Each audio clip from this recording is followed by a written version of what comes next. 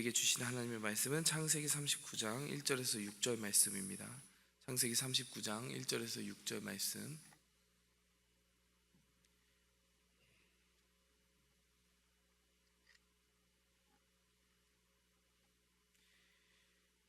요셉이 이끌려 애굽에 내려가매 바로의 신하 친해제장 애굽 사람 보디발이 그를 그리로 데려간 이스마엘 사람의 손에서 요셉을 사니라.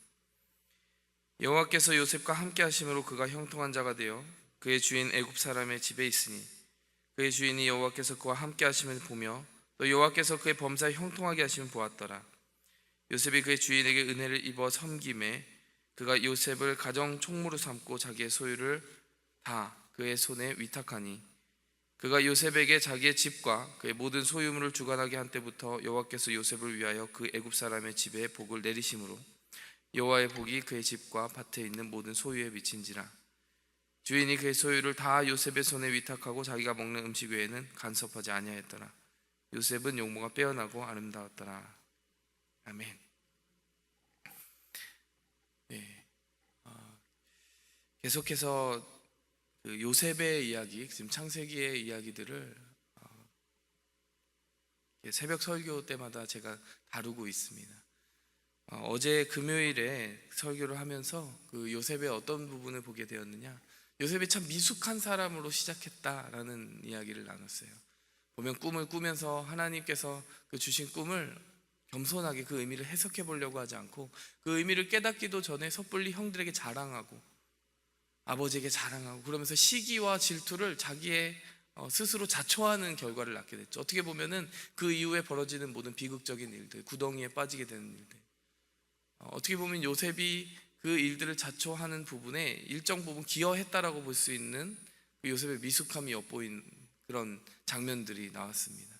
물론 요셉을 던져버린 그 형들의 잔인함이야 뭐 우리가 당연히 말해 무엇하겠습니까? 그런데 요셉과 그 갈등을 빚는 관계 속에서 요셉이 기여한 바가 없었느냐라고 하면 그렇지 않다는 거예요.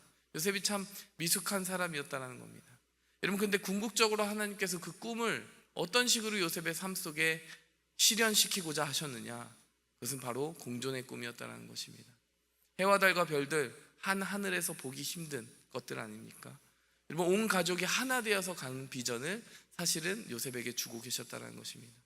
그런데도 불구하고 요셉은 그것이 자기가 으뜸되는 꿈이라고, 그것이 주된 꿈이라고 아마 생각했던 모양이에요. 그리고 다른 형제들도 그렇게 생각했던 모양이에요. 하나님께서요, 이 A에서 Z까지 요셉을 성숙한 사람으로 변화시켜야 될 충분한 필요가 있었다는 것입니다. 자기 자신만을 생각하고 으뜸받는 것, 또 편애받는 것, 그것을 은근히 즐기는 그 요셉의 모습에서요, 자기의 모든 가족들을 거두고 또 그들만 거두는 것이 아니라 이집트의 모든 백성들을 그 가뭄과 흉년에서부터 건져낼 수 있는 정말 커다란 사람으로 만들어가기 위해서는 하나님께서 어떻게 보면 일부러 구덩이의 시간을 거쳐가게 하셨어야 되는 것이다. 이런 부분을 우리가 생각해 본 것이죠.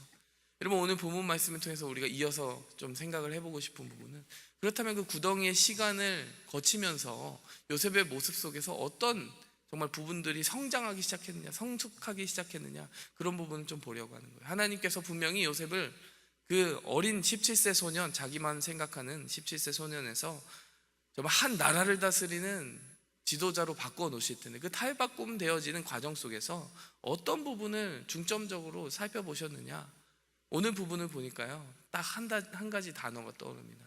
그 단어는 바로 청직이라는 단어예요. steward. 청직이라는 단어는 무엇입니까? 우리 신앙생활 하다 보면은 늘 한 번씩 듣는 단어입니다. 베드로전서에도 나오죠. 선한 청지기처럼 봉사하라.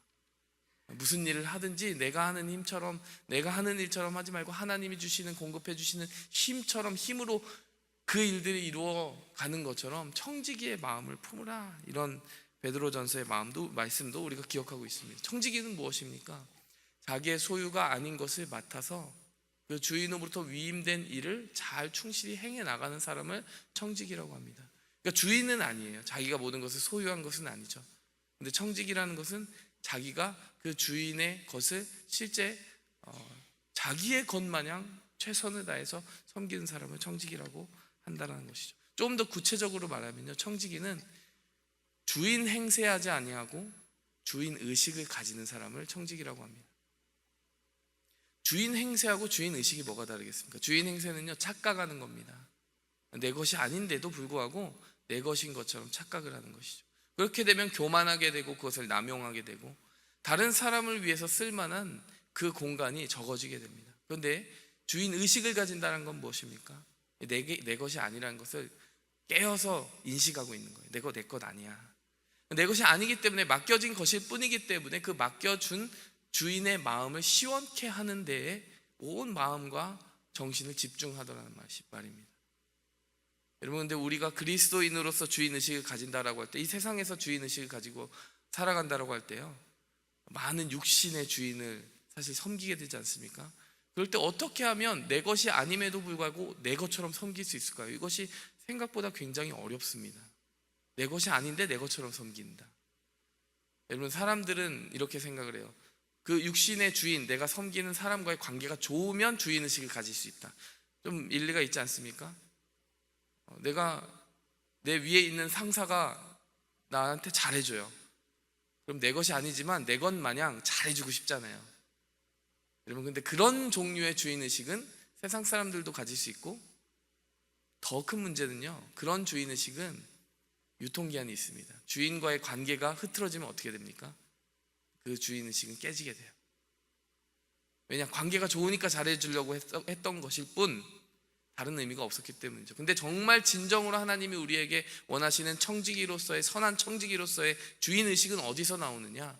그 주인과의 관계가 어떠하냐 상관없이, 내 육신의 주인과 상관없이 내 영혼의 주인, 하나님께서 이 모든 것을 맡겨주셨다라는 단 한 가지 인식을 가지고 모든 것을 섬기는 것이 바로 선한 청지기입니다.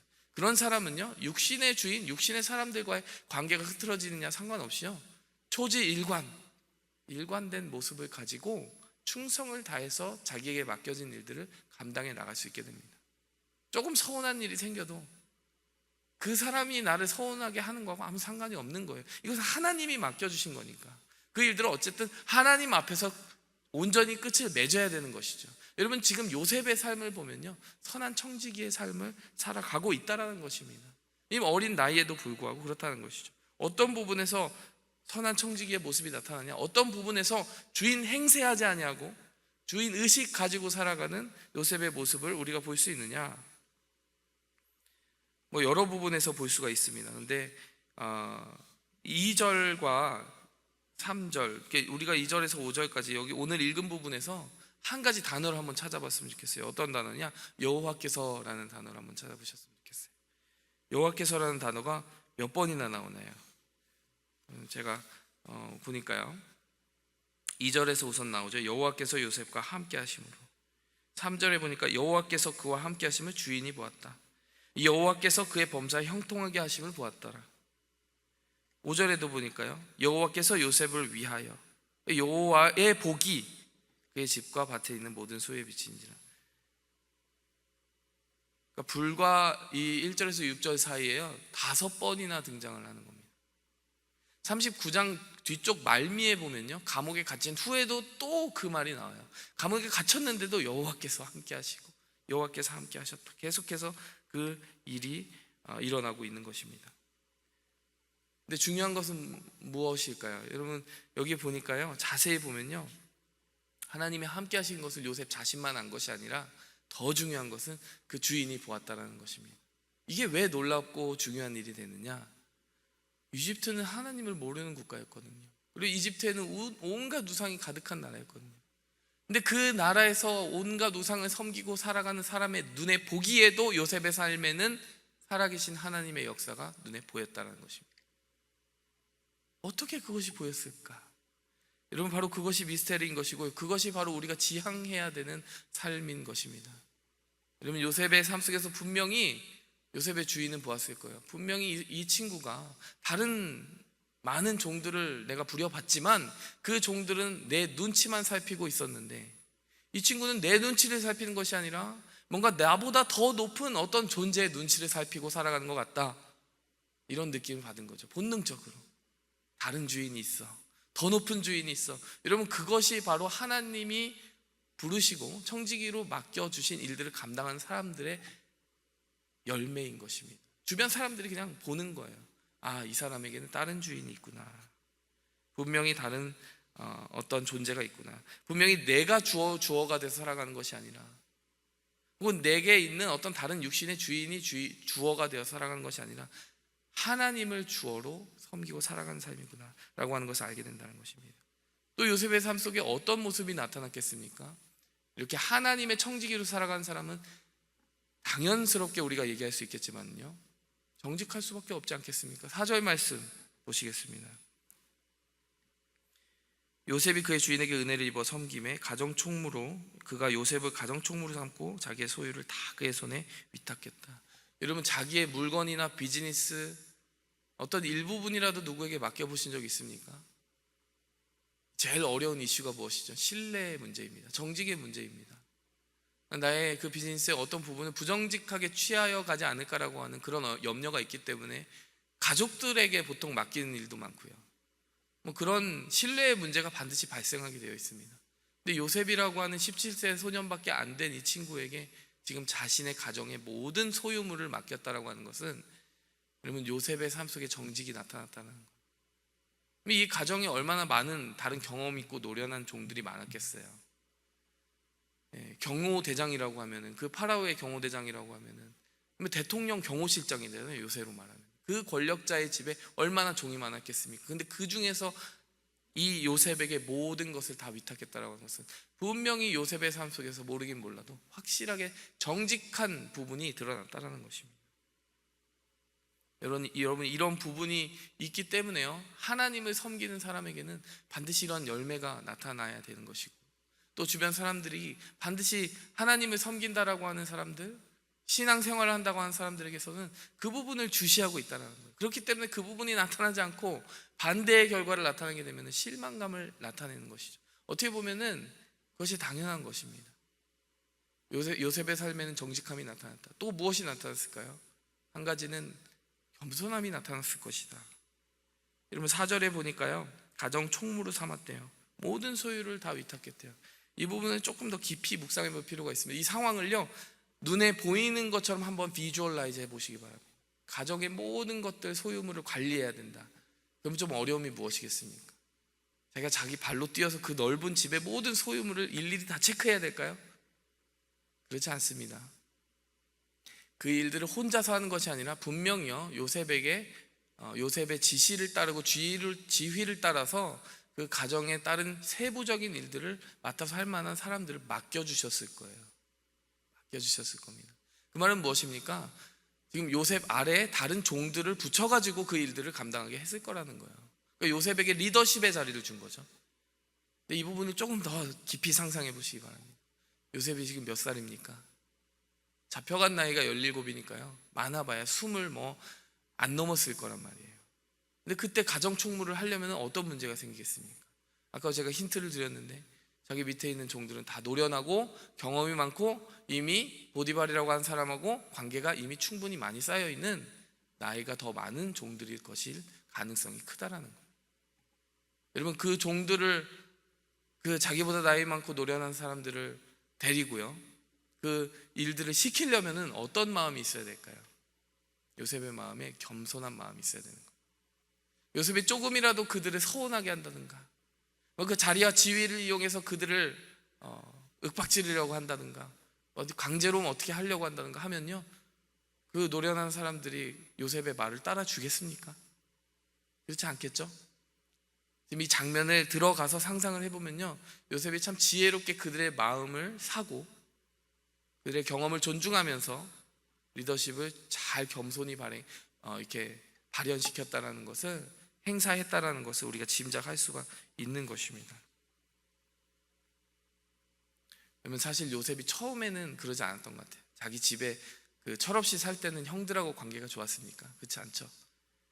형들한테 그렇게 자랑하고 교만하게 하고 하니까 형들이 그냥 해코지하고 그런 안 좋은 일을 좀 당하는 일이 있었잖아요. 그런데 지금 여기 와서 이 구덩이를 거치고 난 요셉은 무언가 성숙한 모습을 보여주고 있는 것입니다. 요셉이 이렇게 하나하나 준비되어 가니까 나중에 큰 나라를 맡겨도 무리 없이 운영하는 사람이 된 것이죠. 마지막으로 요셉에게 어떤 부분이 있냐? 끝까지 흐트러지지 않는 모습이 있다는 거예요. 요셉이 순탄하게만 간 것 아닙니다. 오늘 이야기 이후에 어떤 일이 벌어집니까? 누명을 쓰고 감옥에 던져집니다. 근데 거기서 간수장이 그에게 일을 맡기기 시작해요. 근데 간수장이 일을 맡겼다라고 나오지만요, 결국 그 감옥이 보디발의 집 안에 있었던 그 부설 시설이었기 때문에요, 보디발이 모를 수가 없습니다. 나중에 파라오에게 이 요셉이 소개되어지는 그 장면에서 술 맡은 간원장이 뭐라고 얘기를 하느냐, 거기에 있던 시위대장 보디발의 종이 이 꿈을 알려줬다, 이렇게 얘기합니다. 그러니까 죄수라고 얘기하지 않고요, 종이라고 얘기하는 거예요. 감옥에 갇혀있는 신부는 맞았는데요, 실제로는 그 감옥에 던져진 후에도 내심 보디발이라고 하는 사람은 요셉을 신뢰하고 있었던 것이죠. 누명을 쓰고 있었다는 것을 어쩌면 알고 있었을지도 모릅니다. 어쨌든요, 여러분, 자기가 어떤 우여곡절을 거치든지 그렇게 억울한 일을 당하면은 흔들리게 돼 있잖아요. 자기가 잘 섬기는 일도 안 하고 싶잖아요. 근데 여러분, 그곳에서도요, 그 얼굴 낯빛 하나하나, 그 죄수, 자기하고 상관없는 죄수들의 얼굴 낯빛 하나하나를 살피면서 섬기는 모습을 보여주더라는 것입니다.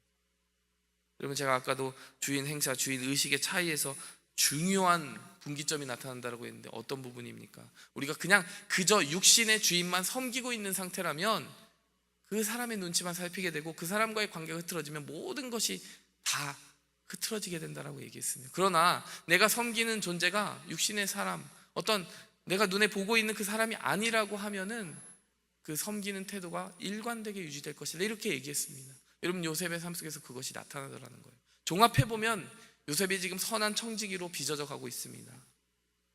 주인 행세하지 아니하고 주인 의식 가진 사람으로 빚어져 가고 있습니다. 어떤 부분입니까? 정직한 사람으로 빚어져 갑니다. 겸손한 사람으로 빚어져 갑니다. 끝까지 흐트러지지 않는 사람으로 빚어져 갑니다. 여러분, 우리가 이런 의식을 가지고 교회를 섬기고 하나님의 나라를 섬기고 또 이 세상에서 우리에게 맡겨진 그런 귀한 일들을 섬기고 나아갈 때 은총과 귀중히 여김을 받지 않겠습니까? 여러분, 이러한 은혜가 우리에게 있길 바랍니다. 베드로전서 4장 10절과 11절을 읽으면서 말씀 마무리하겠습니다. 각각 은사를 받은 대로 하나님의 여러 가지 은혜를 맡은 선한 청지기같이 서로 봉사하라. 만일 누가 말하려면 하나님의 말씀을 하는 것 같이 하고 누가 봉사하려면 하나님이 공급하시는 힘으로 하는 것 같이 하라. 이는 범사의 예수 그리스도로 말미암아 하나님이 영광을 받으시게 하려 함이니 그에게 영광과 권능이 세세의 무궁토록 있느니라. 아멘. 이러한 선한 청지기의 삶으로 말미암아 여러분, 베드로전서 이 말씀처럼 우리가 그렇게 살아갈 때 예수님의 이름으로 말미암아 하나님이 영광을 받으신다라고 합니다.